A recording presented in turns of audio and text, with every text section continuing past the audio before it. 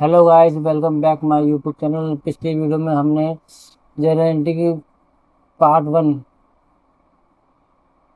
Hello guys, welcome back my YouTube channel. आज की video में हम hello guys, welcome back my YouTube channel. हमने पिछली वीडियो में जनरल एंट्री की कुछ पॉइंट ये नहीं। Hello guys, welcome back my YouTube channel. आज जनरल एंट्री के पार्ट 2 में आपका बहुत बहुत स्वागत है। पिछली वीडियो जिसमें जनरल एंट्री के पार्ट 1 में हमने 13 टॉपिक कवर किए थे, जिसके बारे में हर एक टॉपिक के अंदर मैंने एग्जाम्पल के साथ टैली में एंट्री करना सिखाया था। अगर आपने वाली वीडियो नहीं देखी तो कृपया करके प्लीज़ वाली वीडियो जाके आप पहले देखो। मेरे आपको उसी वीडियो को आगे बढ़ाते हुए मैं आज जनरल एंट्री वीडियो का पार्ट 2 शुरुआत करूँगा। तो उसमें हम बाकी टॉपिक कवर करेंगे। ठीक है, शुरुआत करते हैं। बट उससे पहले मेरी छोटी सी रिक्वेस्ट है, प्लीज़ मेरे चैनल को सब्सक्राइब जरूर करे करो, लाइक भी करे करो। उसके लिए मुझे आपका सपोर्ट बहुत ज़रूरी चाहिए।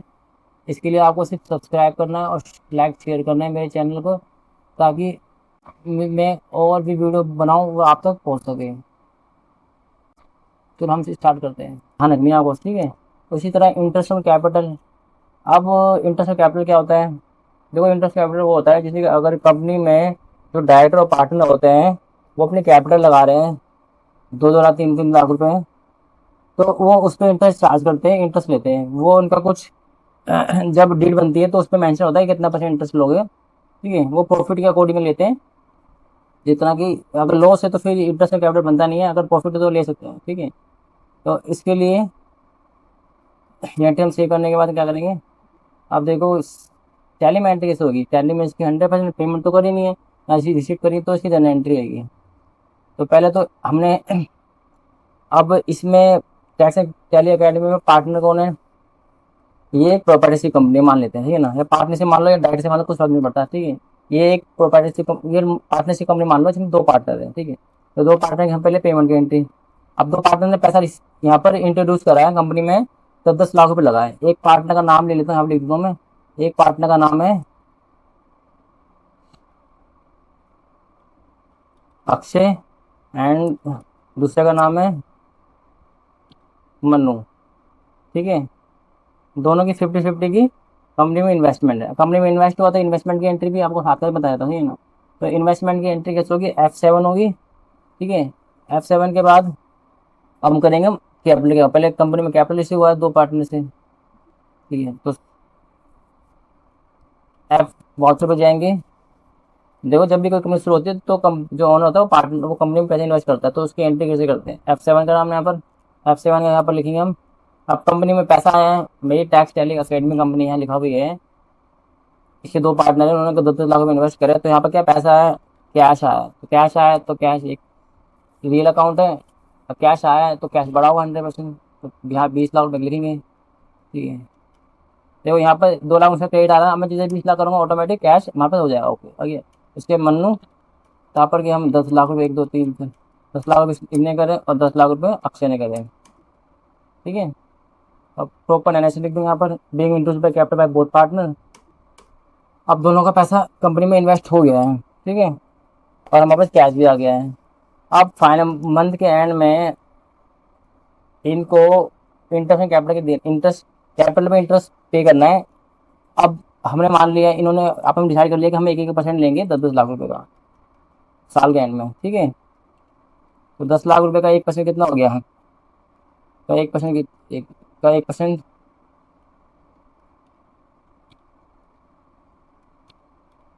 1% ने नंबर में आ गया तो जहाँ पर 10,000 रुपये हो गया, तो 10,000 रुपये उनको, 10,000 रुपये उनको।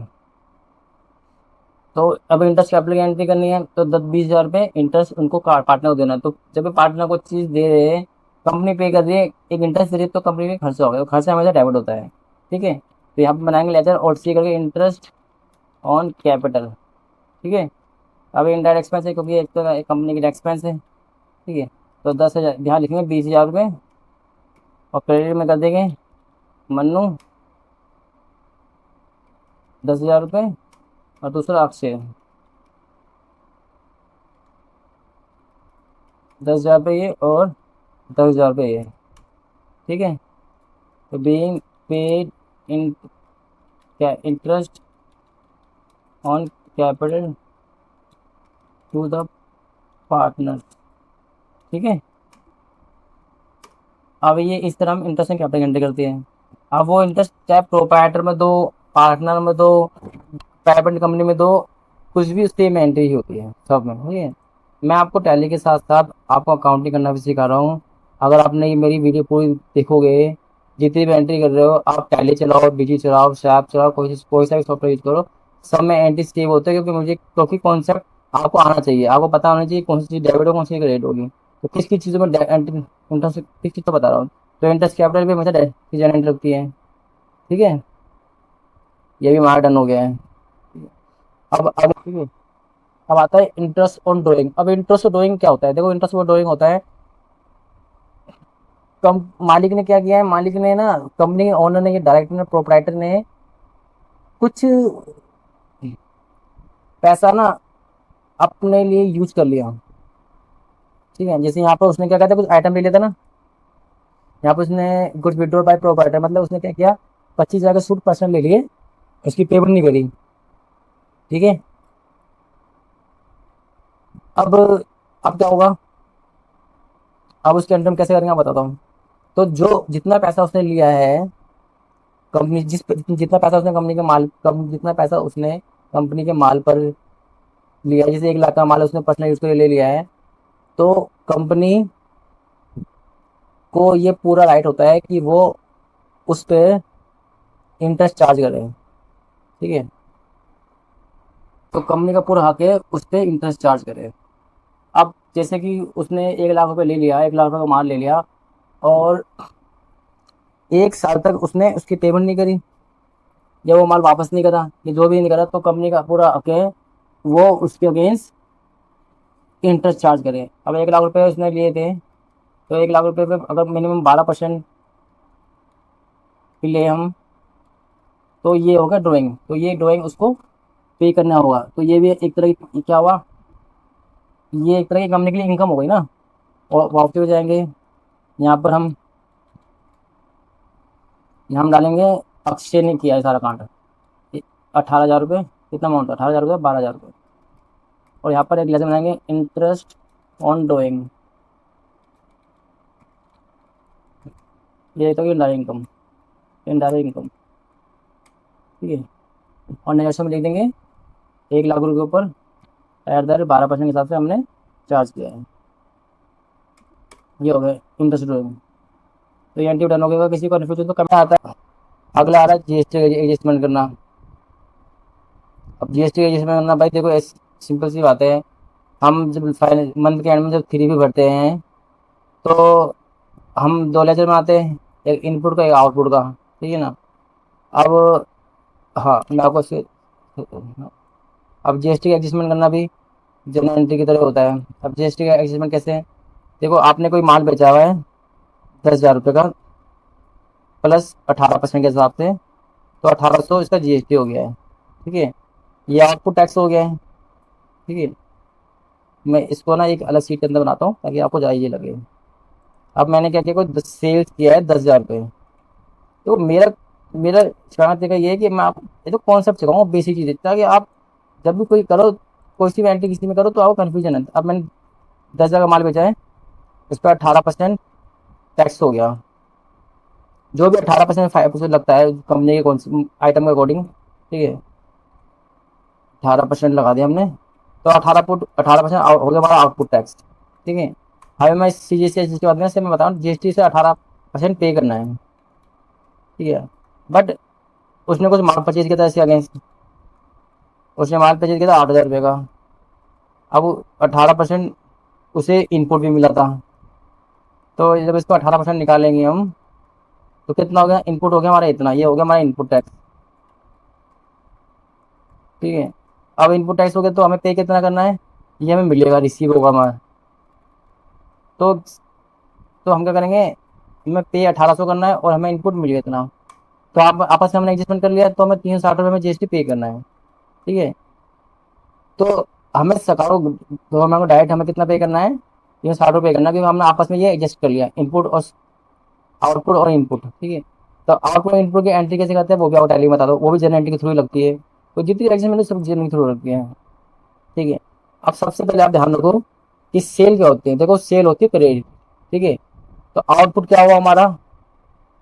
अच्छा मैं एक काम करता हूँ, ठीक है, ठीक है। हम्म।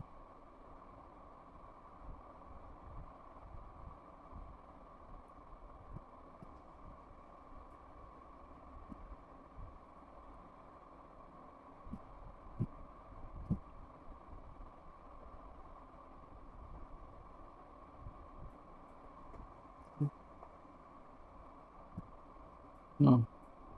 अब हम इसकी एंट्री कैसे मारेंगे, ठीक है ना, ठीक है। तो सबसे पहले जनरल अकाउंट खोल लिया हमने। आउटपुट टैक्स नहीं बना तो आउटपुट मारना पड़ेगा। आउटपुट टैक्स, ये टू टैक्स के अंदर बन जाएगा। तो जीएसटी की एडजस्टमेंट की एंट्री मैं सेपरेटली बताऊंगा, अभी मैं आपको सिर्फ जनरल एंट्री बताऊंगा, जनरल एंट्री में टैक्स कैसे सेटलमेंट करते हैं, ठीक है। अब आउटपुट कितना था हमारा, था 18,000 रुपये, 1800 रुपये, ठीक है। और इनपुट था हमारा कितना था, इनपुट का था, इनपुट इनपुट टैक्स,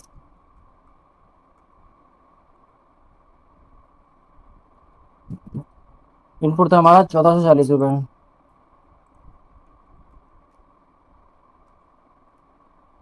ठीक है।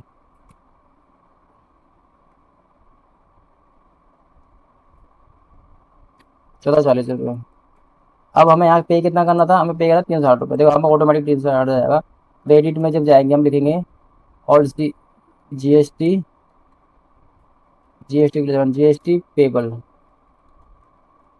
ये जाएगा हमारा करंट लायबिलिटी के अंदर। 360 रुपये आ गया हमारा, ठीक है। ये हमारा जीएसटी पे की एंट्री हो गई है।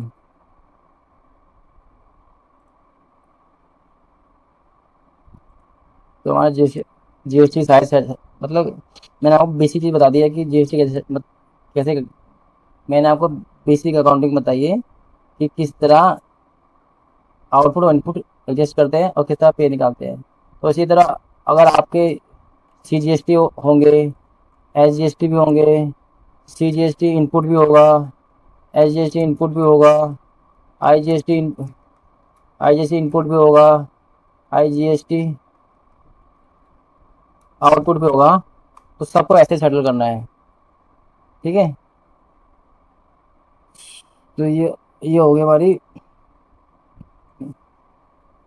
तो सिंपल सा क्या करना है, आपको जितने भी आउटपुट आपको डेबिट में डाल देना है और जितने भी इनपुट आपको क्रेडिट में डाल देना है, और बाकी सबको आपको ट्रांसफर कर देना है जीएसटी पेबल के अंदर। तो मुझे उम्मीद है आपको ये भी समझ में अगर कोई भी कन्फ्यूजन होगी तो मुझे आप कमेंट कर देना, मैं आपको कन्फ्यूजन मैं सेपरेटली इस जीएसटी की वीडियो बना दूंगा ताकि कोई भी कन्फ्यूजन ना हो, ठीक है। ये भी डन हो गया, ये भी डन हो गया।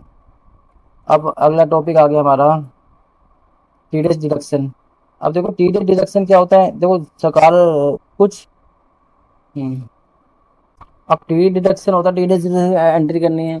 मतलब कोई हमारे पास बिल आया है, चाहे वो कॉन्ट्रैक्टर का हो या प्रोफेशनल फीस का हो, चाहे वो कमीशन का हो। अब हमें as per in TDS rule के अकॉर्डिंग हमें जो भी टीडीएस बनता है, जैसे कि टीडीएस जैसे कॉन्ट्रैक्टर पे 2% 1% बनता है, कमीशन पे भी 2% बनता है, प्रोफेशनल पे भी 10% बनता है। उसके हिसाब से फिर टैक्स एंड वैल्यू पर टीडीएस कार्ड को से पेमेंट करनी होती है, ठीक है। जैसे किसी का बिल आ गया 10,000 रुपये,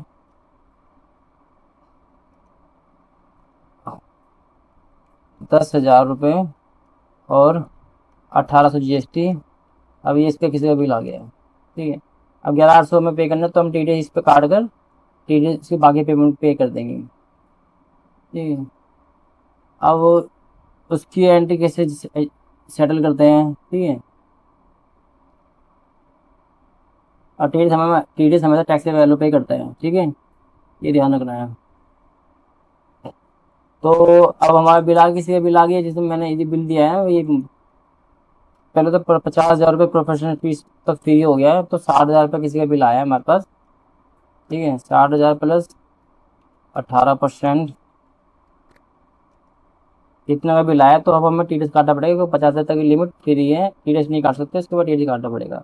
अब पूरे अमाउंट पे टीडीएस काटेगा, ऐसे नहीं 50,000 तक छोड़ के बाकी अमाउंट पे काटो, ठीक है। तब इसकी एंट्री कैसे करेंगे, सबसे पहले तो हम परचेज बुक करेंगे, ठीक है। अब प्रोफेशनल फीस है, तो प्रोफेशनल फीस इंडर एक्सपेंस में जाएगा, इतना तो आपको साथ समझ में आ गया मेरी वीडियो देखकर, ठीक है। अब कितना अमाउंट है, 60,000 रुपये, ठीक है। यहाँ पर हम लिखेंगे इनपुट। अब वो पार्टी लोकल है, IGST, मान लो मैं लोकल IGST मान लेता, बाहर की पार्टी है, तो I G S T input @ 18%, advertisement tax डालोगे आप, ठीक है ना। इसकी जरूरत जब पड़ती है जब आप परचेज का प्रॉपर इनवॉइस चढ़ाते हो, तब ये चीज़ें ऑटोमेटिक कैलकुलेट करता है। अभी हम जनरेट कर रहे हैं तो इसकी जरूरत नहीं पड़ती, ठीक है। तो अदा करके हम ओके सेव कर देंगे। अब इस पर 18% कितना बन रहा था हमारा, 10,800, तो 10,800 बिल बुक कर दिया। अब इसको पेमेंट कितनी करनी है, सबसे पहले हम इसमें टीडीएस काटेंगे, प्रोफेशनल पे में 10% टीडीएस होता है, ठीक है। और वो कटेगा टैक्सेबल पे बिफोर GST, तो 10% काट लिया तो ये आ गया 6,000 रुपये, ठीक है। और ये माइनस ये 64,800, तो 64 यहाँ लिखेंगे हम TDS टेबल, नहीं है तो TDS टेबल के ले जाना हो गया, करंट लाइबिलिटी के अंदर दिक्कत हो गई, एंड को ठीक करके, ठीक है। कितना TDS है मान रहा है हमारा, 600, ठीक है। और बाकी पेमेंट कैसे करनी है, अब CA का नाम है CA एंड कंपनी लिख दो, ठीक है ना। फिर रमेश रमेश एंड कंपनी, ठीक है, ये हमारा CA बनता है, ठीक है। ब्रैकेट में काम करते हैं हम, एक काम को ब्रैकेट करके ये ले लेंगे ताकि आपको इजी पड़ेगा। क्यों लाइब्रेरी के अंदर जाके यहाँ पर सेव कर देंगे, और उसके बाद 64,800 के से हमें पेमेंट करनी है, ठीक है। यहाँ पर इनवॉइस लिखोगे प्रॉपर तरीके से, इनवॉइस नंबर, किस चीज़ की फीस दे रहे हो आप, प्रोफेशनल बेसिस से मंथली ऑडिट करने के दे रहे हो, ईयरली करने का दे रहे हो, कोई आपने कुछ उससे लीगल वर्क काम कराया है, यहाँ चीज़ें प्रॉपर मेंशन करके जनरेट ऐसे करते हैं, ये होता है प्रोफेशनल बेसिस जनरेटिंग, ठीक है। तो ये भी हमारा टॉपिक डन हो गया। GST और TDS में सेपरेट वीडियो बाद में बनाऊंगा, और इसमें जितने भी सेक्शन होते हैं TDS के, उस पर कैसे हम, क्या रेट होता है, क्या लिमिट होती है, किस तरह टैली में एंट्री करते हैं, और उसी तरह GST के सेपरेट बनाऊंगा, ठीक है। ये है ऑफिस रेंट की, ऑफिस रेंट गलती से फैक्ट्री रेंट बुक कर दिया, मतलब आपने बुक करना था आपको ऑफिस रेंट, गलती से आपने क्या फैक्ट्री रेंट बुक कर दिया, मतलब आपने बुक करना क्या था और करके दिया, ठीक है। तो उसके लिए क्या करेंगे, हम जाएंगे जनरल में, यहाँ लिखेंगे ऑफिस रेंट, ठीक है, इंडायरेक्ट एक्सपेंस, कि बाई मिस्टेक आपने बुक कर दिया है 10,800, और इसको ट्रांसफ़र करना है हमें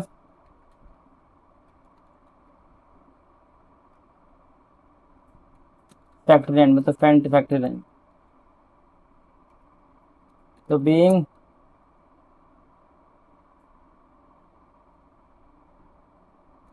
बैलेंस ट्रांसफ़र,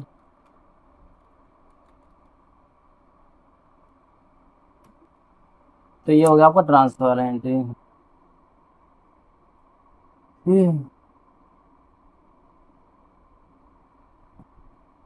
अब उसी तरह से इनकम में ट्रांसफ़र कर सकते हैं हम, ये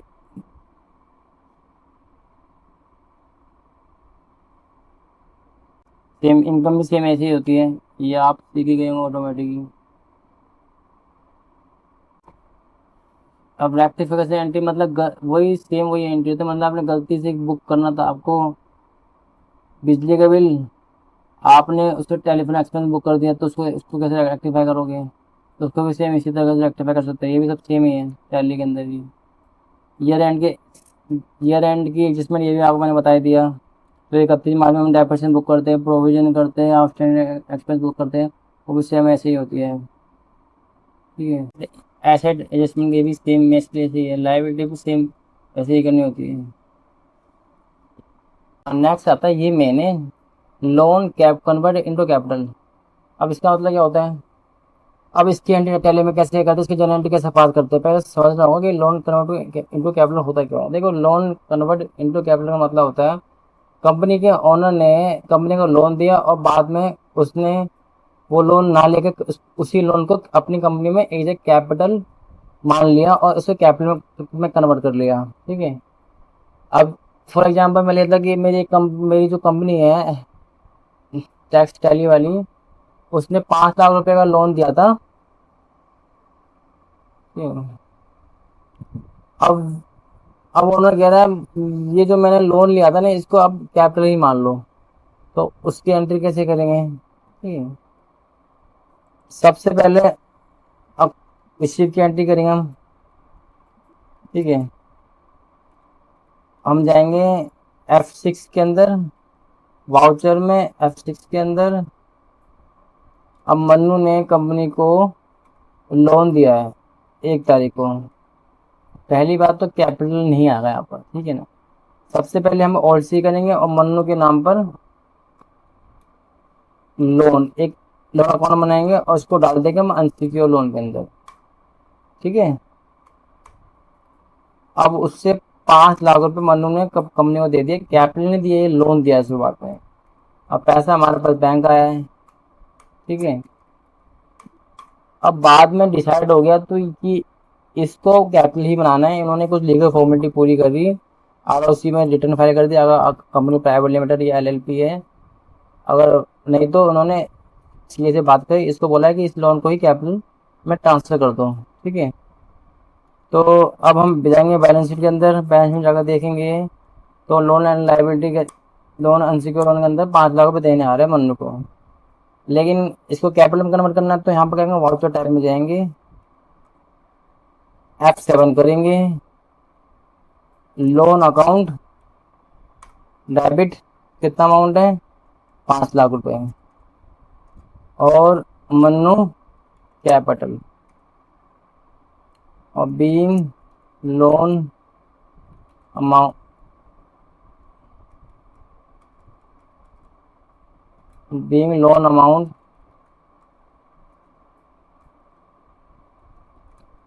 ट्रांसफर इनटू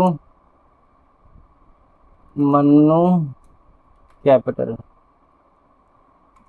तो यहाँ भी अब कैपिटल मतलब मैंने ट्रांसफर किया है। ठीक है। तो अब आप जाके देखोगे बैलेंस शीट के अंदर, तो बैलेंस शीट में जाएंगे हम लोन के अंदर, तो यहाँ पर कोई लोन नहीं दिख रहा। लेकिन जैसे कैपिटल अकाउंट में जाएंगे तो दिख जाएगा मन्नू के नाम पर पहले 10 लाख रुपए थे और 5 लाख रुपए अब और आ गए। ठीक है। तो ये भी हमारा डन हो गया है। ठीक है।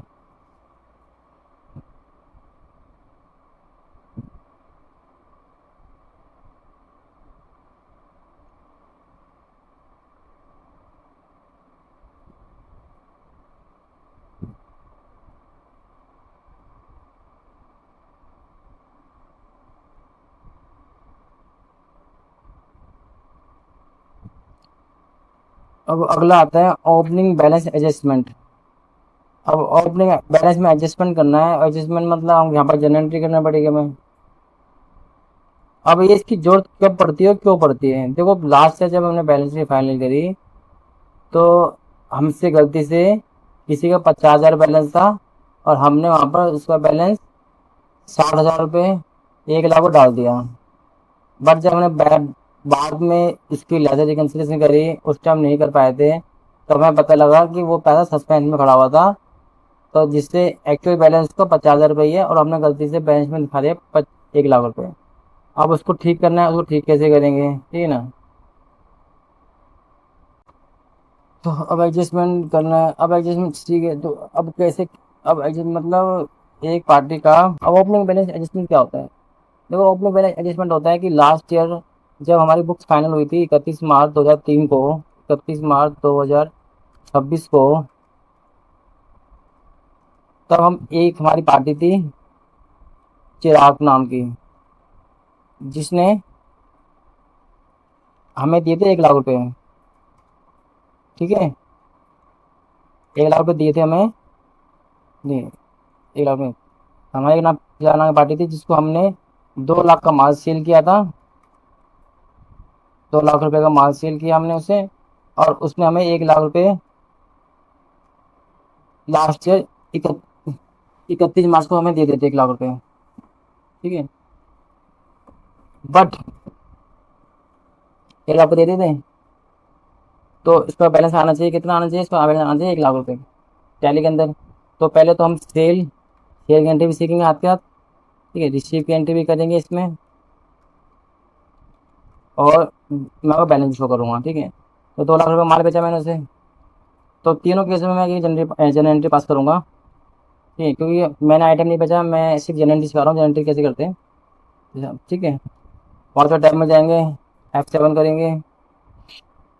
चिराग नाम की कंपनी है, 2 लाख का माल बेचा है उसे मैंने, यहाँ विदाउट GST मानो आप। ठीक है, और सेल किया हमने 1 तारीख को। F6 करा, चिराग से अकाउंट में 1 लाख आ गए बैंक में। नए समय प्रॉपर्टी लिखनी है। ठीक है, उसके बाद चिराग कंपनी हमने खोली। चिराग कंपनी में पहले वाला एंट्री में डिलीट करता हूँ, कंफ्यूजन जाएगा, कोई ठीक है ना। 2 लाख का माल बेचा, 1 लाख रुपए आ गए अकाउंट में। ठीक है, और 1 लाख का बैलेंस हो गया। लेकिन अब वो कह रहा है कि मैंने आपको 1.5 लाख रुपए दिए हैं, लेकिन हमारे पास 1 लाख रुपए आए थे। तो हमने जब चेक किया सस्पेंस अकाउंट में, तो सस्पेंस अकाउंट में 50,000 और पड़े थे, और जब जब वेरीफाई हो गया यूटीआई नंबर से, तो ये पैसा उसी का पैसा था। लेकिन अब हमारी 31 मार्च को पेनल्टी जा चुकी है। ठीक है, और हम लास्ट से बैलेंस में कुछ छेड़छाड़ नहीं कर सकते। तो अब इसको 1.5 लाख रुपए कैसे करें, क्योंकि सस्पेंस अकाउंट में हमने दिखा दिया बैलेंस शीट के अंदर। तो हम क्या करेंगे, नेक्स्ट फाइनेंस ईयर 27-28 में जाएंगे, ऑब्जेक्ट टाइप में जाएंगे, F7 करेंगे। 1 तारीख को एक ट्रांसफर एंट्री मारेंगे, जिसमें डालेंगे हम सस्पेंस अकाउंट डेबिट 50,000 रुपये, और चिराग कंपनी को क्रेडिट कर देंगे, और इसमें नरेशन लिख देंगे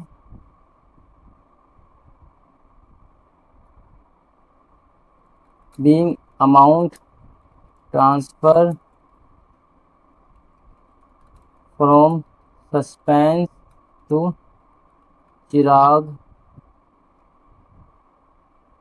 चिराग जी चिराग कंपनी। चिराग की स्पेलिंग में तो मिस्टेक हो गई है, वो ठीक करना पड़ेगा। चिराग ठीक है, तो अब जाके हम देखेंगे इस साल चिराग की कंपनी में तो बैलेंस आ रहा होगा 50,000, पहले आते 1 लाख रुपए। ठीक है, ये एंट्री कब लगी है? जब बैलेंस शीट हमारी फाइनल हो गई है, बुक्स क्लोज हो गई है, और लास्ट कंपनी में हम छेड़छाड़ नहीं कर सकते। तो इस साल हम इसकी ट्रांसफर एंट्री, ओपनिंग एडजस्टमेंट की एंट्री ऐसे कर सकते हैं। ठीक है, तो ये हमारा ये भी पॉइंट डन हो गया। अब इसी तरह इसको देना है 25 तरह की जर्नल एंट्री। टैली में अभी प्रैक्टिकल समझाया, एग्जाम्पल भी समझाया है कि किस तरह की एंट्री में जनरल एंट्री सबसे ज़्यादा यूज होती है, और आपको सारा लाइव एग्जाम्पल भी मैंने करके दिखाया है। सब्सक्राइब, लाइक और शेयर जरूर करें, क्योंकि वीडियो बनाने में बड़ी मेहनत लगती है। तो आज जनरल एंट्री का पार्ट 2 भी खत्म हो चुका है। इसमें मैंने बाकी जितने भी पॉइंट है सारे पॉइंट कवर कर दिए विद एग्जाम्पल। आपको साथ में एक्सप्लेन भी किया है कि इसमें जनरल एंट्री क्यों लगती है। तो उम्मीद करता हूँ सब्सक्राइब भी करो, ताकि मैं जो नई नई वीडियो बनाऊँ वो आप तक शेयर कर सकूँ। तो प्लीज़ मेरे चैनल को सब्सक्राइब, लाइक, शेयर, सब्सक्राइब जरूर करो, लाइक भी करो, ताकि मुझे सपोर्ट मिले कि मैं नई वीडियो के लिए, ताकि मुझे भी एक तरह का मोटिवेट मिले कि